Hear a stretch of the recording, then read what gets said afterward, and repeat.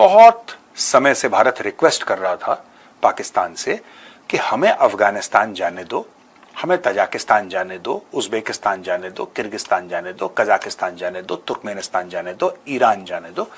हमारे पास सामान है, हमारे पास फैक्ट्रीज हैं, एक्सपोर्ट हमें करना चाहिए, हम आपकी जमीन का इस्तेमाल करेंगे। और प्रपोजल भारत का बड़ा सिंपल था दोस्तों, इसमें कोई कॉम्प्लिकेशन नहीं था।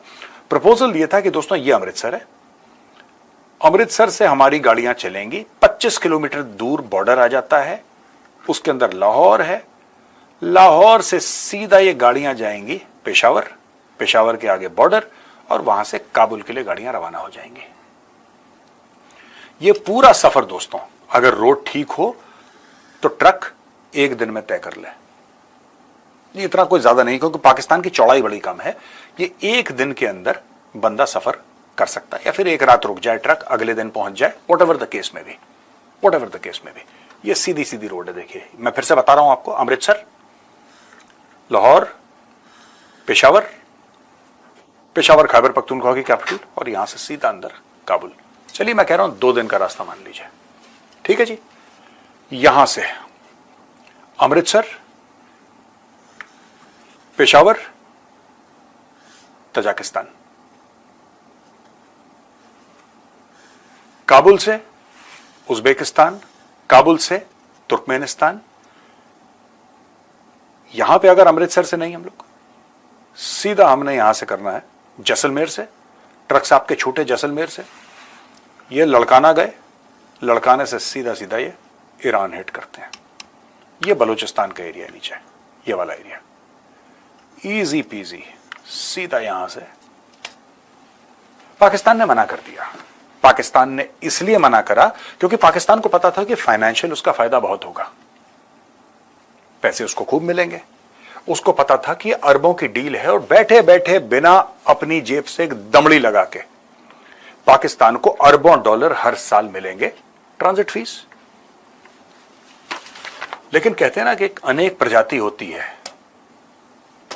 जिसको घी हजम नहीं होता दोस्तों। एक कुछ होते हैं जानवर जिनको घी हजम नहीं होता। तो दोस्तों इनको घी हजम नहीं हुआ। इन्होंने बोला नहीं साहब, इसमें करके तो भारत का फायदा है, चाहे हमारा नुकसान हो जाए लेकिन भारत का फायदा नहीं होना चाहिए। यह पाकिस्तान की सोच थी। आज भी उसी घटिया सोच से वो मुल्क पीछे जा रहा है।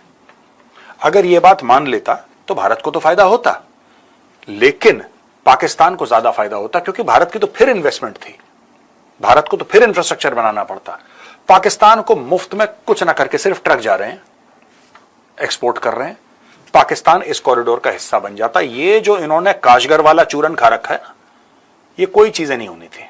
ये काशगर से चलेगा, चाइना पाकिस्तान इकोनॉमिक कॉरिडोर यहां पे आएगा, ग्वादर पे, ये सब फ्रॉड है। 10 साल में इन्होंने कुछ नहीं करा, और 10 साल लगा लेना। आज मैं आपको बता रहा हूं, डेट सेव कर लो, कुछ नहीं होने वाला। ये सब चाइनीज ने इनको चूरन खिलाया। खैर एनीवे, पाकिस्तानियों को बात समझ में नहीं आई। और दोस्तों भारत को भी एक बात पता लग गई, भारत को यह बात पता लग गई कि अगर पाकिस्तान चलो हां बोल भी देता है, अगर पाकिस्तान की तरफ से भारत पे कोई आतंकी हमला हुआ और भारत ने जवाबी कार्रवाई करी, तो उस जवाबी कार्रवाई के बदले में पाकिस्तान बोलेगा हम सारी आपकी ट्रेड रोक रहे हैं।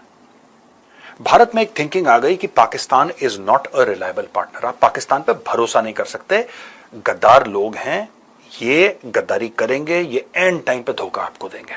जैसे इन्होंने अफगानिस्तान में तालिबान को धोखा दिया, जैसे ईरान को धोखा दिया, जैसे अमेरिका को धोखा दिया, तो यू आर नो डिफरेंट, आपको भी धोखा दे देंगे। They will betray you for small profit. तो भारत ने बोला नहीं। फिर भारत ने यहां पे चाबहार पोर्ट क्रिएट करने की कार्रवाई शुरू करी। कई साल हो गए दोस्तों चाबहार पोर्ट को, लेकिन चाबहार ईरान का अकेला डीप वाटर पोर्ट है दोस्तों। मेरे पास कुछ डेटा है दोस्तों, मैं आपको डेटा दिखाता हूं। इसमें देखिए, कांडला पोर्ट जो है गुजरात में, आप ये लगा लीजिए यहीं कहीं होगा कांडला पोर्ट। कांडला पोर्ट जो गुजरात में है, ये 550 नॉटिकल माइल्स है, यहां से 550 नॉटिकल माइल्स, और मुंबई से ये तकरीबन 786 नॉटिकल माइल्स है यहां से सीधा, राइट।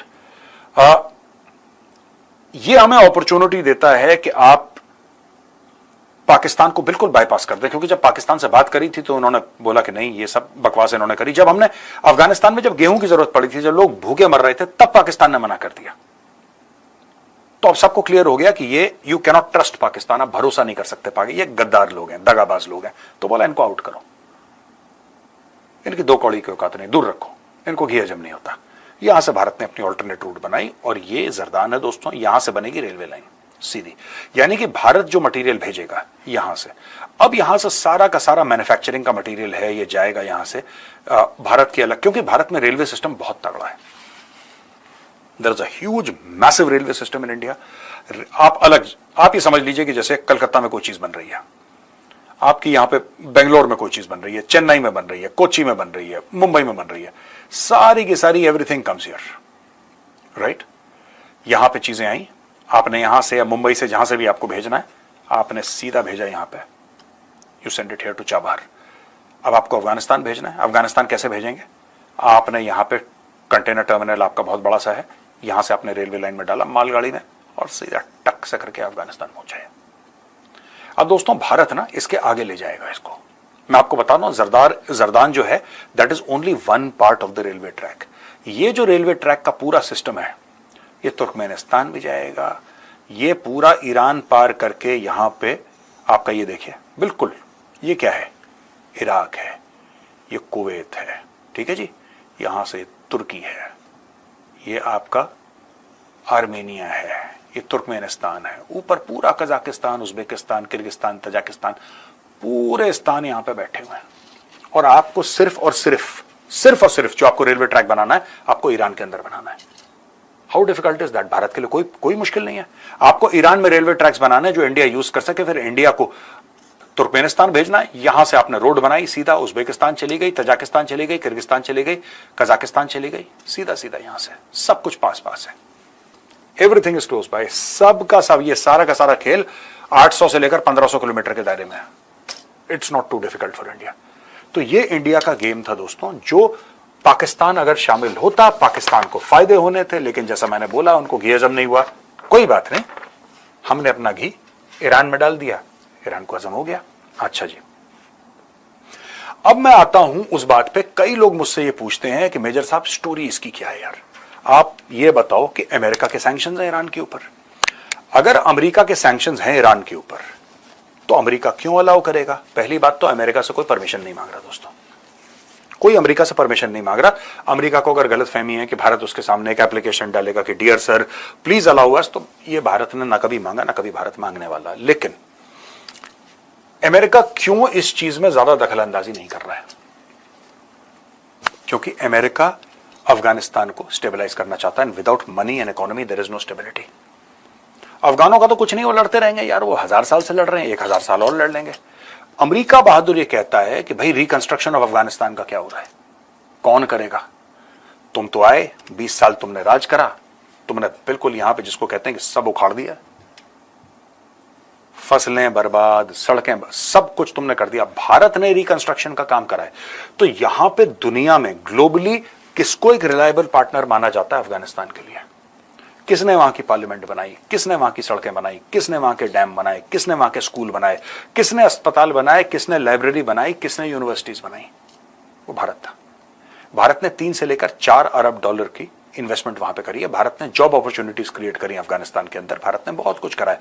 अफगानिस्तान के लोग प्यार भी करते हैं भारत से बड़ा, हम लोग भी उनको बड़ा प्यार करते हैं, हम लोग भी बड़ी रिस्पेक्ट करते हैं। There is mutual respect and mutual love between the people of Afghanistan and the people of India.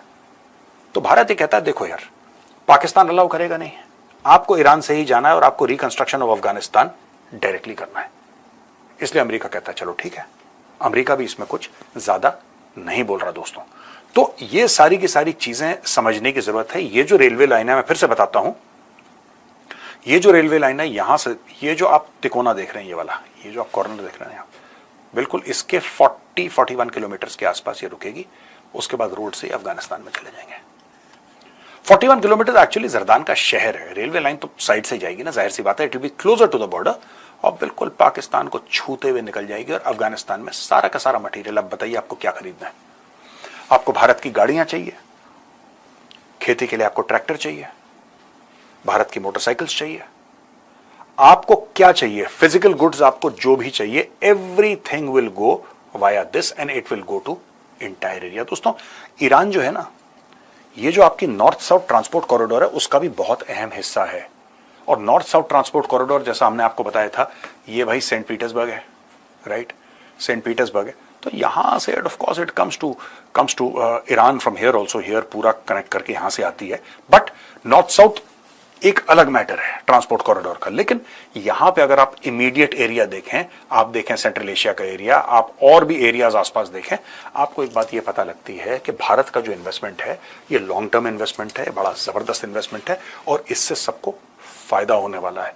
तो दोस्तों ये जो भारत का ये अटेम्प्ट है और ये सक्सेसफुल भी हो रहा है, ये पूरे इस एरिया को फायदा देगा, भारत को फायदा देगा, ईरान को फायदा देगा, पूरे सेंट्रल एशिया को फायदा ही फायदा देगा, क्योंकि भारत इस एरिया की सबसे बड़ी इकोनॉमी है, इस पूरे एरिया की।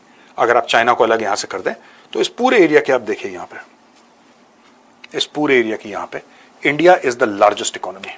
ईरान के चाबहार पोर्ट को अब पंख लगने जा रहे हैं। भारत और ईरान मिलकर चाबहार पोर्ट को जोड़ने वाले रेल प्रोजेक्ट को तेजी से पूरा करने पर योजना बना रहे हैं। चाबहार पोर्ट से जाहिदान तक 700 किलोमीटर लंबी रेल लाइन बनाई जाएगी। इससे सामानों का आना जाना आसान हो जाएगा। भारत और ईरान चाबहार बंदरगाह से जाहिदान शहर के बीच नए रेल मार्ग को तेजी से बनाने की योजना बना रहे हैं। इस रेल मार्ग से रणनीतिक रूप से महत्वपूर्ण ईरानी बंदरगाह चाबहार अंतर्राष्ट्रीय उत्तर दक्षिण ट्रांसपोर्ट कॉरिडोर के लिए प्रवेश द्वार बन जाएगा। इसमें रूस भी शामिल है, जो अभी पश्चिमी देशों के प्रतिबंधों से बचने के लिए इस मार्ग से भारत संग व्यापार करने लगा है। इस कॉरिडोर के बनने से अफगानिस्तान का भी अरब महासागर से सीधा संपर्क हो जाएगा और उसकी पाकिस्तान के कराची पोर्ट पर से निर्भरता भी खत्म हो जाएगी। यह कॉरिडोर मध्य एशिया और यूरेशिया देशों को व्यापार का मुख्य रास्ता मुहैया कराएगा, जो कैस्पियन सागर के पूर्वी तरफ स्थित है। भारत और ईरान के अधिकारियों ने कहा कि नए रेल मार्ग को बनाने के लिए काम तेजी से किया जा रहा है। इससे भारत के लिए सामानों को भेजा जाना शुरू हो जाएगा। भारत ने चाबहार पोर्ट के विकास में करोड़ों डॉलर का निवेश किया है। अभी यह ईरानी पोर्ट रोड के जरिए देश के बाकी हिस्सों से जुड़ा हुआ है। अधिकारियों ने आगे कहा कि चाबहार और जाहिदान को जोड़ने के लिए वर्तमान रेलवे नेटवर्क की ईरान समीक्षा कर रहा है। क्योंकि चाबहार पोर्ट पर ट्रैफिक बढ़ रहा है, ऐसे में रेल और रोड से उसकी कनेक्टिविटी बहुत जरूरी है, ताकि सामान आसानी से और तेजी से एक जगह से दूसरी जगह पहुंचाया जाए। इसी वजह से इसे आगे बढ़ाने पर बात चल रही है। यह पूरी चाबहार जाहिदान रेलवे लाइन 700 किलोमीटर लंबी होगी। भारतीय रेलवे के IRCON और ईरानी रेलवे कनेक्शन के बीच साल 2016 में समझौता होने के बाद इस रेल लाइन को लेकर कोई काम आगे नहीं बढ़ पाया है।